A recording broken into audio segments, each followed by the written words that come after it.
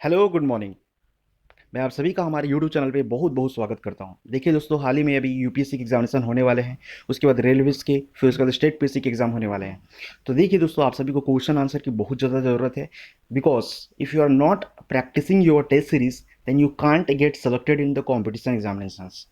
Therefore, I decided that I will provide you at least 500 questions, 500 important questions, which will help you to increase your base, which will help you to improve yourself education and knowledge about the competition examinations. Okay, so without talking anymore, let's continue this lecture. I will request to all of you guys that don't skip this lecture till the end. Let's continue. हमारा पहला question है, when was the final reading on the draft constitution. इसका answer होगा, यानी कि संविधान के प्रारूप पर अंतिम वाचन कब हुआ था, लास्ट डिस्कशन कब हुआ था। क्या 26 नवंबर 1949, या 26 जनवरी 1950, या 15 अगस्त ऑफ 1947, या 11 नवंबर 1949। तो हमारा आंसर होगा 26 नवंबर 1949। So check the next question.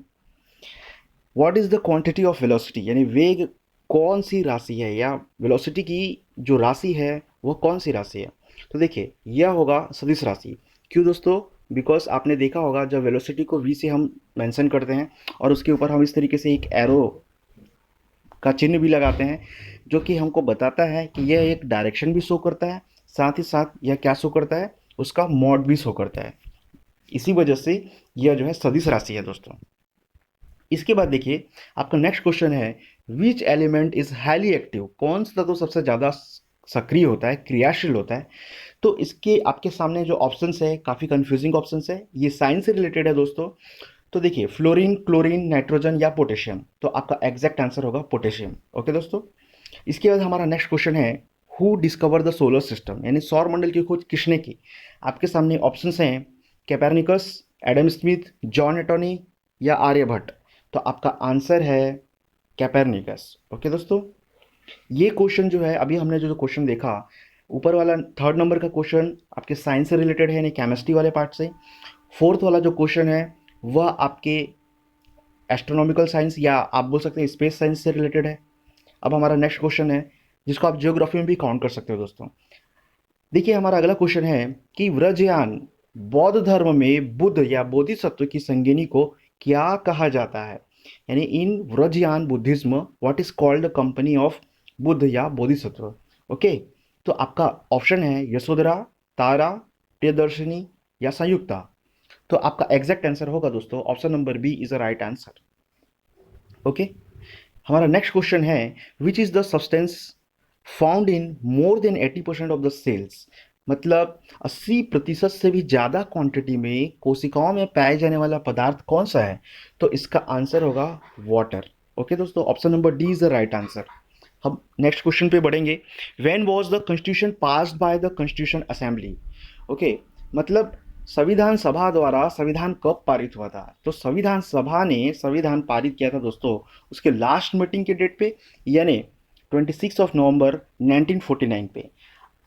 फिर देखिए दोस्तों, आपके पास नेक्स्ट डेट है, कई लोग कंफ्यूज हो गए, 26 जनवरी 1950 में लगा देंगे, क्योंकि इस दिन जो है दोस्तों, जो आपका कॉन्स्टिट्यूशन है वह अप्लाइड हुआ था। ओके, यानी कि लागू हुआ था वह। ओके, अब इसके बाद जो 15 अगस्त 1947 में भी कुछ मेरे प्यारे स्टूडेंट्स लगा देंगे इसमें टिक। तो मैं आप सभी को बोलना चाहूँगा, इस डेट को तो आपको पता है हमको फ्रीडम मिली थी। ओके, अब हमारा नेक्स्ट क्वेश्चन है, which inscription of Ashoka is described in Kalinga war. Kalinga युद्ध का वर्णन अशोक के किस शिलालेख में है। आपको पता ही होगा, अशोक की ये हैबिट थी कि वे शिलालेख बनवाते थे, और शिलालेख में अपने द्वारा किए गए कार्यों को, उस काल में होने वाली घटनाओं को वर्णित करते थे, यानी कि चिन्हित करते थे उसमें, कि खुदाई करा करके उसमें अपने लैंग्वेज में, जो कि वहाँ की जो लैंग्वेज थी आपकी पाली लैंग्वेज, खरोष्ठी लैंग्वेज, तो उसमें ये लिखाने का काम करते थे। तो देखिए, इसका आंसर होगा, उन्होंने अपने 13th जो शिलालेख था उसमें जो है क्या किया था, उन्होंने कलिंग युद्ध के बारे में वर्णन किया था। आपका फिर नेक्स्ट क्वेश्चन है दोस्तों, whose work is the world famous painting Mona Lisa. मतलब विश्व प्रसिद्ध पेंटिंग एक है जिसका नाम मोनालिसा है। यह किसकी कृति है? ये क्वेश्चन आपका आया है दोस्तों आर्ट एंड कल्चर वाले पॉइंट से। इससे पहले हमने जो क्वेश्चन देखा क्वेश्चन 9, ये आपका आया था पॉलिटी से। क्वेश्चन 10 आपका आया था हिस्ट्री से। और इससे पहले हमने 7 नंबर क्वेश्चन देखा, ये भी आपका हिस्ट्री से आया था, एंशिएंट हिस्ट्री से। फिर उसके बाद जो 8 नंबर जो क्वेश्चन है आपका वो बायोलॉजी से आया था दोस्तों। ओके, तो हम आप देख सकते हैं इस लेक्चर में हमने कोशिश किया है कि सारे जितने भी अलग अलग सब्जेक्ट है उसके क्वेश्चन आप सभी के लिए लेके आएँ। और दोस्तों आप हमारे साथ इसी तरह कंटिन्यू बने रहिए, क्योंकि आप सभी के लिए हम 500 तक के क्वेश्चंस लाने वाले हैं।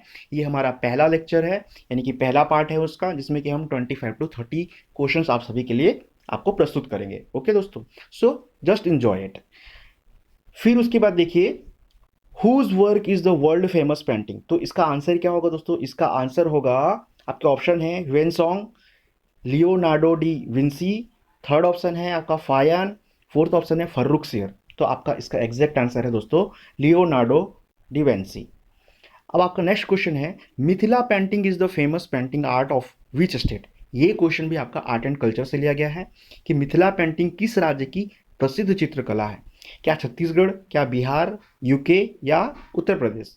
यूके मतलब उत्तराखंड। ओके दोस्तों, तो आपका आंसर होगा इसमें बिहार होगा। ऑब्वियस सी बात है, ये मिथिला के बारे में डिस्कस कर रहा है और मिथिला कहाँ है आप सभी को पता ही है दोस्तों। आपका नेक्स्ट क्वेश्चन है, which element is most less reactive, मतलब कौन सा तत्व जो है सबसे कम क्रियाशील है? एक मिनट दोस्तों, यहाँ पे देखिए आपका क्वेश्चन नंबर जो 11 था ये किस टॉपिक से रिलेटेड है? ये आर्ट एंड कल्चर से। क्वेश्चन नंबर 12 भी आर्ट एंड कल्चर से। क्वेश्चन नंबर 13 ये आपका साइंस से रिलेटेड है, केमिस्ट्री से। फिर उसके बाद क्वेश्चन नंबर 14 जो है वो आपके हिस्ट्री से रिलेटेड है। सो आप देख सकते हैं दोस्तों कितना इंप्रूवमेंट है इस क्वेश्चन सीरीज में, जिससे कि आप जो है काफ़ी ज़्यादा फायदा उठा सकते हैं। सो कौन सा तत्व सबसे कम क्रियाशील है? सोडियम, फ्लोरीन, मरकरी या लेड? तो आपका आंसर होगा दोस्तों सीसा, यानी कि lead. Option number D is the right answer. whom did Alauddin Khilji appointed as Diwan-i Riyasat, मतलब अलाउद्दीन खिलजी ने किसे दीवाने रियासत के रूप में नियुक्त किया था? आपके ऑप्शन है जलाउद्दीन खिलजी को, विक्रमादित्य को, मलिक याकूब को या इनमें से कोई नहीं। तो आपका आंसर होगा दोस्तों मलिक याकूब। जलाउद्दीन खिलजी कौन थे दोस्तों? उन्होंने ही तो खिलजी वंश का क्या किया था, स्थापना किया था, है ना। वो पहले शासक रहे थे। विक्रमादित्य एक उपाधि हुआ करता था, जो योद्धा जो है वो काफ़ी ज़्यादा कुशल युद्ध लड़ता था, विजयी रहता था। उसके लिए हम विक्रमादित्य नाम के एक उपाधि का वर्णन करते हैं दोस्तों। हिस्ट्री में आप देख सकते हैं, आप पढ़ सकते हैं कि विक्रमादित्य के बारे में बताया गया है किन किन राजाओं के बारे में। तो इसके लिए आपको मेरे हिस्ट्री लेक्चर को देखना पड़ेगा दोस्तों। So let's continue this question series. Okay, what is the smallest cellular organ, सबसे छोटा कोशिकीय अंग कौन सा होता है? क्या माइट्रोकांड्रिया होता है, सेल वॉल होता है, राइजोबियम होता है या लंग्स होते हैं? तो आपका आंसर होगा दोस्तों rhizobium. Okay, which material is Olympic torch lit, मतलब ओलंपिक मसाल में किस पदार्थ से वो जो जलाई जाती है वो किस पदार्थ से प्रज्वलित होती है? क्या वो सनलाइट से होती है, मरकरी से होती है, फायर से होती है या इनमें से किसी नहीं, कोई नहीं? तो आपका आंसर होगा दोस्तों सनलाइट से होती है। तो आप यहाँ देख लीजिए, ये आपका करंट अफेयर से रिलेटेड है, ये आपका जीके जीके बोल सकते हैं आप, इससे रिलेटेड है। फिर उसके बाद जो ऊपर वाला क्वेश्चन है क्वेश्चन नंबर 15, ये आपका बायोलॉजी से रिलेटेड है। उसके बाद देखिए question number 17, in the era of sultanate period which sultan era had the most slaves, सल्तनत कालीन सुल्तानों के काल में किसके काल में सर्वाधिक दास थे? ओके दोस्तों, आपके ऑप्शन है औरंगजेब, बाबर, फिरोज शाह तुगलक या अकबर। तो आपका एग्जैक्ट आंसर होगा फिरोज शाह तुगलक। ओके दोस्तों, इसके बाद नेक्स्ट क्वेश्चन है आपका, ये क्वेश्चन जो है आपका हिस्ट्री से रिलेटेड है दोस्तों। ओके, नेक्स्ट क्वेश्चन है, who was sent by Aurangzeb as the subedar of Deccan against Shivaji. Aurangzeb ने शिवाजी के विरुद्ध किसे दक्कन का सूबेदार बनाकर भेजा था? तो आपके सामने ऑप्शन है शाइस्ता खां, हरिहर प्रसाद, आगा खां या शेर शाह सूरी। तो आपका एग्जैक्ट आंसर होगा दोस्तों शाइस्ता खां। ओके, आपका नेक्स्ट क्वेश्चन है, who was the chairman of flag committee of constitution assembly. ये क्वेश्चन जो है दोस्तों आपके पॉलिटी से रिलेटेड है। ओके, अब देखिए आपके ऑप्शन है डॉक्टर भीमराव अंबेडकर, पंडित जवाहरलाल नेहरू, डॉक्टर राजेंद्र प्रसाद या जेबी कृपलानी। तो आपका इसका एग्जैक्ट आंसर है जेबी कृपलानी। ओके दोस्तों, क्योंकि आपका क्वेश्चन था झंडा समिति के अध्यक्ष कौन थे, तो जेबी कृपलानी साहब थे, यानी कि option number D is the right answer. ये पॉलिटी से रिलेटेड है। फिर नेक्स्ट क्वेश्चन है आपका कि which state is the first to calculate the death rate on the lines of the census, यानी कि जनगणना की तर्ज पर मृत्यु दर गणना करने वाले पहला राज्य कौन सा है? क्या कर्नाटक है, या हैदराबाद है, या तेलंगाना है, या गोवा है? तो आपका आंसर होगा कर्नाटक। तो अभी दोस्तों ये आपका इकोनॉमी से रिलेटेड है। ओके ओके दोस्तों, अब हम नेक्स्ट क्वेश्चन की ओर आगे बढ़ते हैं। नेक्स्ट क्वेश्चन है आपका which Mughal emperor wrote a will to his sons and directed them to make Asad Khan a wazir, यानी क्वेश्चन का मतलब है किस मुगल बादशाह ने अपने पुत्रों को वसीयत लिख कर दिया और उनको निर्देश दिया कि वह असद खान को अपना वजीर नियुक्त करें? क्या वो अकबर थे, या बाबर थे, या औरंगजेब थे, या अलाउद्दीन खिलजी थे? तो आपका एग्जैक्ट आंसर होगा दोस्तों कौन सा होगा? अलाउद्दीन खिलजी, औरंगजेब, बाबर, या अकबर? आप ही बताइए दोस्तों इसका आंसर। तो ये क्वेश्चन मैं आप सभी के लिए होमवर्क के रूप में छोड़ देता हूं दोस्तों। इस क्वेश्चन को आप सॉल्व कीजिएगा और कमेंट सेक्शन में मुझे कमेंट करके जरूर बताइएगा। ओके, अब हम नेक्स्ट क्वेश्चन की ओर आगे बढ़ते हैं। अगर आपका आंसर नहीं आएगा तो मैं आपको इसका आंसर जो है दोस्तों कमेंट सेक्शन में जरूर दूंगा। Okay, so first of all try it. Next question है हमारा under which article equality before law is described, यानी किस अनुच्छेद के तहत विधि के समक्ष समानता वर्णित है? आपके ऑप्शन है आर्टिकल 45, आर्टिकल 25, आर्टिकल 15 या आर्टिकल 16। आपका एग्जैक्ट आंसर होगा आर्टिकल 16। नेक्स्ट क्वेश्चन है दोस्तों व्हाट इज शिवाजी, देखिए ये पॉलिटी से रिलेटेड है आपका। What is Shivaji cabinet called, Shivaji के मंत्रिमंडल को क्या कहा जाता है? क्या उसको अष्टप्रधान कहते हैं, या अष्टांगिक कहते हैं, या शिवसेना शिवासेना कहते हैं, या चंद्रबरदाई कहते हैं? तो आपका आंसर होगा दोस्तों अष्टप्रधान। ये टॉपिक भी हिस्ट्री से रिलेटेड है। फिर नेक्स्ट क्वेश्चन है आपका चंद्रमा पर गुरुत्वाकर्षण का मान पृथ्वी के गुरुत्वाकर्षण के मान से कितना हिस्सा है, मतलब वहां पे कितना अधिक है या कितना हिस्सा है उसका? पृथ्वी पे जो ग्रेविटेशनल फोर्स है उससे मून पे जो ग्रेविटेशनल फोर्स है वह ग्रेविटी है वह कितना पार्ट है उसका, ऐसा पूछ रहे हैं दोस्तों। तो इसका आंसर है 1/2 या 1/4 या 1/6 या 1/8। तो आपका एग्जैक्ट आंसर है दोस्तों 1/6। ओके, अब इसके बाद देखिए नेक्स्ट क्वेश्चन है। ये क्वेश्चन जो है आपका जियोग्राफी से आप मान सकते हो दोस्तों इसको, या आप मान सकते हो इसको कि आपका स्पेस जियोग्राफी से रिलेटेड है। ओके, अब यहाँ से देखिए नेक्स्ट क्वेश्चन है आपका इन विच 5 ईयर प्लान ऑफ इंडिया, आप क्वेश्चन देख के ही समझ गए होंगे कि ये इकोनॉमी से रिलेटेड है।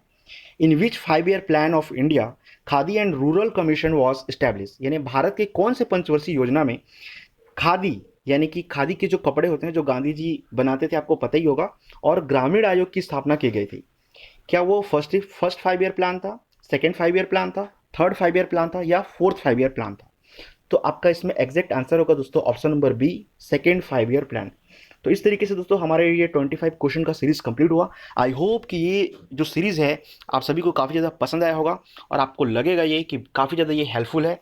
तो इसलिए दोस्तों मैं आप सभी को बोलना चाहूँगा कि आप इस लेक्चर में कंटिन्यू बने रहिए। ये हमारा पार्ट 1 है। इसी तरह हम और भी आपके लिए इंटरेस्टिंग क्वेश्चंस अलग अलग सब्जेक्ट से क्वेश्चंस कलेक्ट करके लाएंगे और आप सभी को एक साथ अवेलेबल कराएंगे।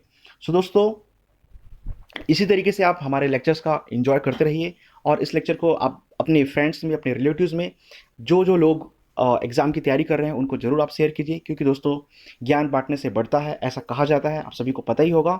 तो इसी के साथ हम अलविदा लेते हैं दोस्तों, और साथ ही साथ मैं आप सभी को बोलना चाहूँगा कि नेक्स्ट लेक्चर में मैं आप सभी के लिए 25 to 30 क्वेश्चन फिर से लेके आऊँगा दोस्तों, जो कि आपके एग्ज़ाम की तैयारी में आपको काफ़ी ज़्यादा मदद करेगा।